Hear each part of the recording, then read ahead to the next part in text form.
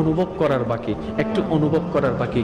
তখন ইসলাম মাত্র প্রাথমিক অবস্থায়, এখনো মুসলমান এইরকম ঘরে ঘরে হয় নাই। এইরকম দুশমন সব দিক থেকে মুখ পেতে বসে আছে, কখন এই মুহাম্মদকে ধ্বংস করে দিবে, নাউজুবিল্লাহ, এই চেষ্টায় তারা ছিল। এখন আমার নবী তায়েফের মধ্যে গেলেন। তায়েফের মধ্যে যাওয়ার পরে ছোট্ট ছোট্ট বাচ্চাদেরকে দিয়ে পাথর নিক্ষেপ করালেন। কার শরীরে? আল্লাহর হাবিব নবীর শরীর মোবারকে, আল্লাহর হাবিব নবীর শরীর মোবারকে। আরে যার দরবারে জিবরাইলের মতো ফেরেশতা প্রত্যেকদিন আসা যাওয়া করে, যার আওলাদের জন্য জান্নাত থেকে আল্লাহ পোশাক পাঠায় দেয়, সেই নবীকে পাথর মারছে, পাথর মারছে। আসমান তাকিয়ে আছে, জমিন তাকিয়ে আছে, সূর্য তাকিয়ে আছে, গ্রহ তাকিয়ে আছে, ফেরেশতা তাকিয়ে আছে, সমস্ত সৃষ্টি জগৎ তাকিয়ে আছে সেই দৃশ্যের দিকে অবাক নয়নে। এত বড় সাহস! একটু বুঝার তো চেষ্টা করেন রে বাপ।